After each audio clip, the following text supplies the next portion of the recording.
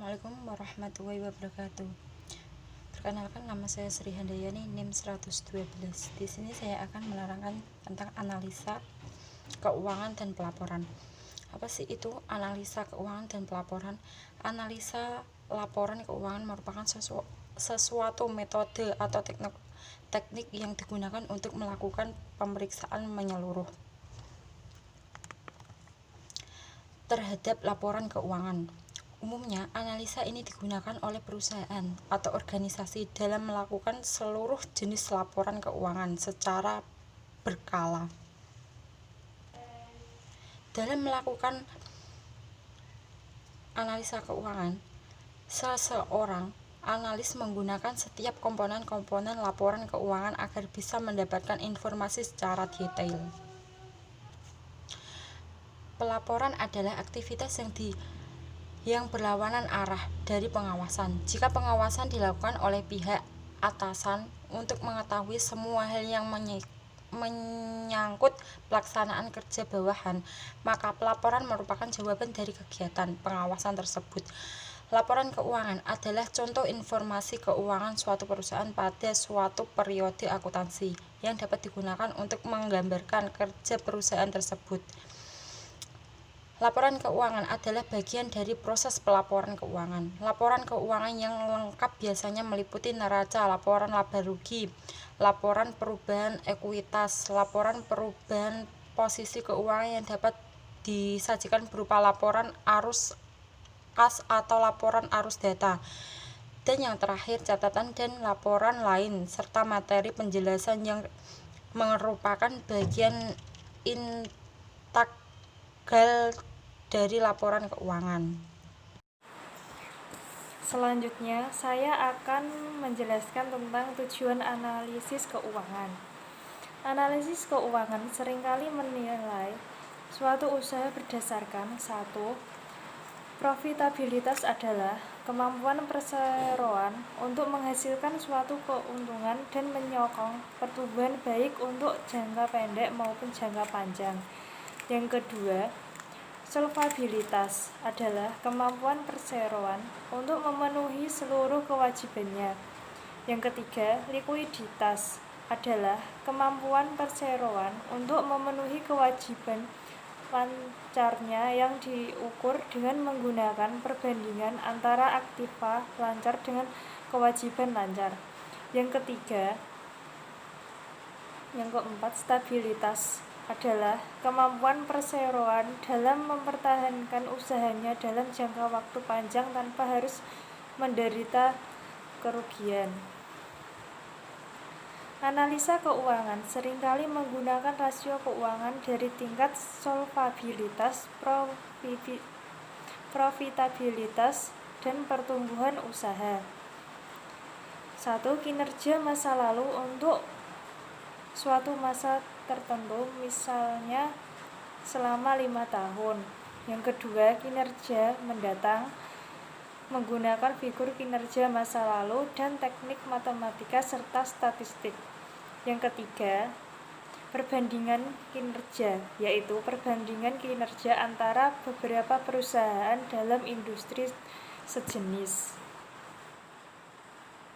Keterbatasan laporan keuangan. Dengan melihat beberapa sifat laporan keuangan tersebut di atas, maka dapat dilihat bahwa laporan keuangan itu mempunyai beberapa keterbatasan. Antara lain, laporan keuangan dibuat antara waktu tertentu. Yang kedua, adanya beberapa standar nilai yang bergabung. Beberapa aktiva, biasanya aktiva tetap dilaporkan berdasarkan harga perolehan dikurangi dengan akumulasi penghapusannya. Yang ketiga, adanya pengaruh daya beli uang. Berubah daya beli uang dari hari ke hari selalu berubah sesuai dengan kehidupan perekonomian sehari-hari. Yang keempat, adanya faktor-faktor yang tidak dinyatakan dengan uang. Yang kelima, laporan keuangan bersifat historis. Yang keenam, laporan keuangan bersifat umum dan bukan dimaksudkan untuk memenuhi kebutuhan pihak-pihak tertentu. Yang ketujuh, proses penyusunan laporan keuangan tidak luput dari pengguna taksiran dan berbagai pertimbangan. Selanjutnya saya akan menjelaskan tentang jenis-jenis rasio keuangan. Yang pertama, rasio likuiditas. Jenis rasio ini merupakan rasio yang digunakan untuk mengukur likuiditas perusahaan. Yang kedua, rasio solvabilitas atau rasio leverage, yaitu jenis rasio yang digunakan untuk mengukur seberapa banyak aktiva yang dimiliki perusahaan yang diperoleh dengan melakukan utang atau aktiva tersebut. Yang ketiga, rasio aktivitas merupakan jenis rasio keuangan yang digunakan untuk mengukur keefektivitasan kinerja perusahaan dalam menggunakan sumber-sumber dananya. Semakin baik tingkat rasio keuangan suatu perusahaan, maka akan semakin meyakinkan pihak eksternal perusahaan dalam menempatkan dananya di perusahaan tersebut. Perusahaan juga dapat melakukan evaluasi terhadap kinerja perusahaan berdasarkan tingkat rasio keuangan agar perusahaan dapat dikategorikan sebagai perusahaan yang sehat. Kemudian D, peranan laporan keuangan. Upaya-upaya yang sudah dilaksanakan dan hasil yang sudah dicapai dalam kegiatan pelaksanaan dari setiap entitas pelaporan wajib untuk dilaporkan secara sistematis dan terstruktur pada suatu periode pelaporan. Laporan keuangan ini digunakan untuk kepentingan akuntabilitas, manajemen, transparansi, keseimbangan antar generasi, dan evaluasi kerja. Laporan keuangan bisa digunakan sebagai pengambilan keputusan. Informasi ini sangat bermanfaat bagi beberapa pihak. Yang pertama, pemegang saham. Informasi ini berguna sebagai bahan pertimbangan apakah mereka akan tetap mempertahankan modalnya pada perusahaan tersebut atau mengambil modalnya untuk perusahaan lain. Kemudian kreditor.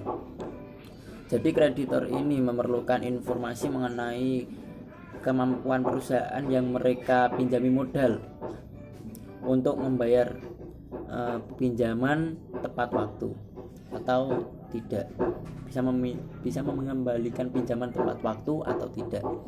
Kemudian investor, mereka memerlukan informasi ini untuk melihat kondisi keuangan perusahaan dan prospeknya. Jadi semakin baik keuangan di perusahaan tersebut, maka akan semakin menarik investor untuk menanamkan modalnya di sana.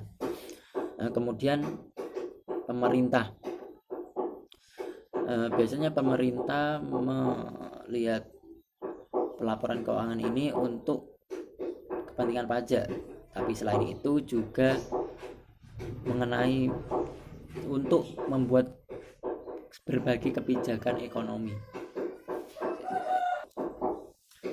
Kemudian pemerintah, selain mengenai pajak, kepentingan lainnya dari laporan keuangan bagi pemerintah itu untuk mengetahui pendapatan perusahaan tersebut untuk membuat berbagai kebijakan ekonomi. Kemudian manajemen ini membutuhkan informasi tersebut untuk mengelola perusahaannya dengan baik dan lebih baik. Kemudian yang terakhir adalah karyawan membutuhkan informasi ini untuk mencari penghasilan. Jadi semakin baik laporan keuangan akan semakin menarik minat karyawan untuk bekerja di sana, karena mereka tahu perusahaan tersebut baik dalam segi keuangannya. Sekian presentasi dari kelompok 9. Apabila ada kesalahan dalam penyampaian materi dan jawaban yang kurang jelas, kami mohon maaf. Wassalamualaikum warahmatullahi wabarakatuh.